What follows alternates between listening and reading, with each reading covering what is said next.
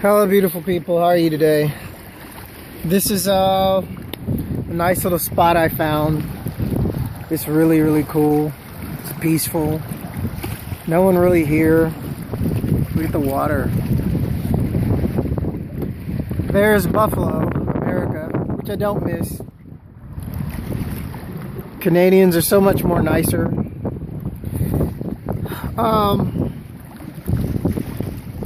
So just having a bit of a time to just relax and recollect before the refugee hearing. That's if I ever get to it. I also applied to the Aboriginal Nation to recognize my Aboriginal Indian status from my family. I sent them my birth certificate and my grandfather's and my father's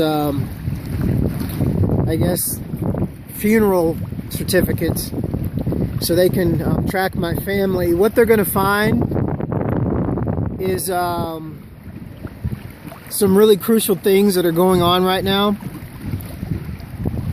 First of all, they have my original birth certificate, and so they can track all my straw man bond money numbers. So there's a lot of people in my family that have, I guess, things open in my name that I don't know about. That's on what we call black bonds. That's the straw man bond. So people really need to understand what that's about and how the Emancipation Proclamation was just another way of slavery, and it was the birth of the corporation. Now, what do I mean by the birth of the corporation? I mean, well, when they said, okay, slaves, you're free, because they realized they can't control the slaves if they think they're enslaved, and realized a person or a slave that thinks he's a free slave is a more productive slave and produces more. So the fact of the matter is, when the corporation did the Emancipation Proclamation, which to emancipate means to transfer ownership of to another establishment, and then they proclaimed it, that means to pronounce it, proclaim it, that you've done it. So once you understand this process, then the Freemasons said, okay, well, we want as much rights as the slaves as two men, as a corporation. So then they passed a law saying that they had as much rights as a slave as a corporation, as two or more men. So to help you understand a little bit more, say McDonald's has an identity, but it has a group of staff members and board members sitting behind it, and its only goal is to make money. But to you, McDonald's is a big fluffy guy with a big clown face, Ronald McDonald. That's their corporate image that they sell to you and market to you and want you to buy into. So when you look at their product, you think of this image. That's the corporation. So I want you to understand the Aboriginal Nation now, for me, has the ability and has the right to go in basically to the Queen of England and all my other rich royal family members throughout Europe and Canada and the United States and legally shut their accounts down, because I am an Aboriginal, number one, and number two, I have English royal blood, not British, which is German, which is Britain. I don't have that blood. I have English blood. And how I'm related to the Queen is because good old Queenie and the Germans, when they formed the Brits, they raped into the original English bloodline and put them in jail, or married them off, or gave them apprenticeships to get out of jail.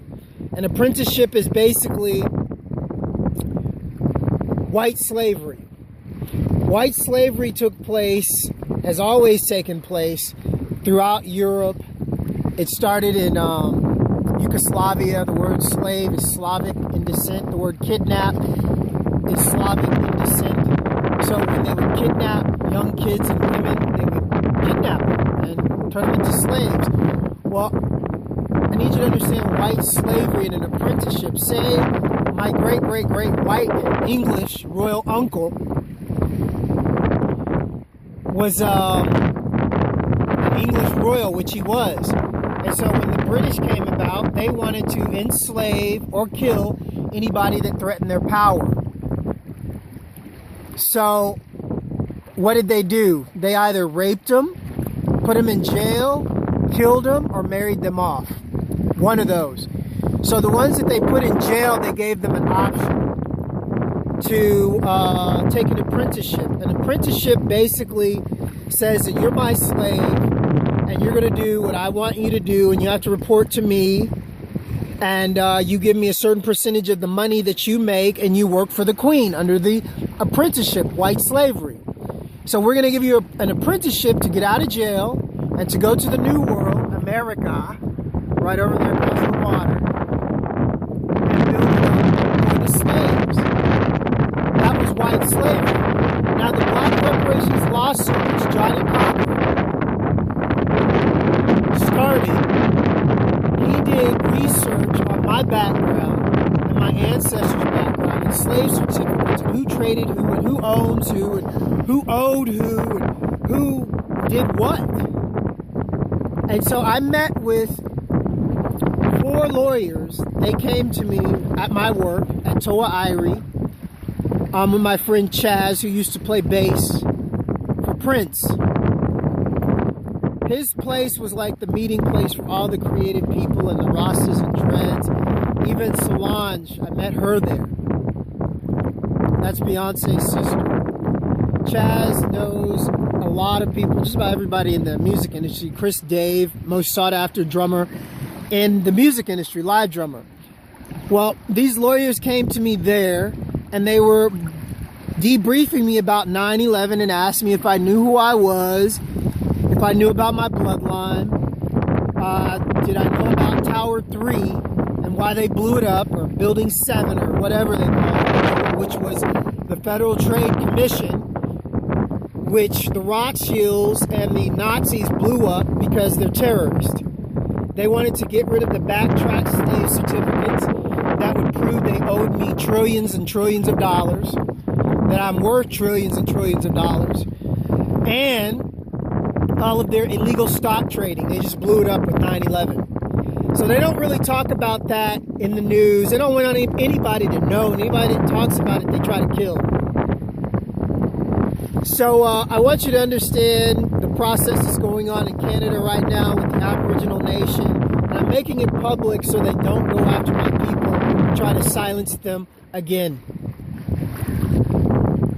So I'd like to thank you for your time, and thank you for being great, and to a very special person in my life right now that gave me the strength to do what I really needed to do, with the strength and the power of hope and love. There are no words for you and what you do and what you've done for me and helped me see and help me heal and help me come to this place. This place where I should have come from Romania, but because of Rothschild and Romanian cartel and American collaboration, the SOS sent by an MI5 agent to the Canadian consulate in Romania. I don't know what happened to her. I don't know what happened to the whole situation, but the fact of the matter is I'm here now. Canada has to recognize my Indian status. I'm applying for refugee status. Canada has taken me in. They've given me an apartment.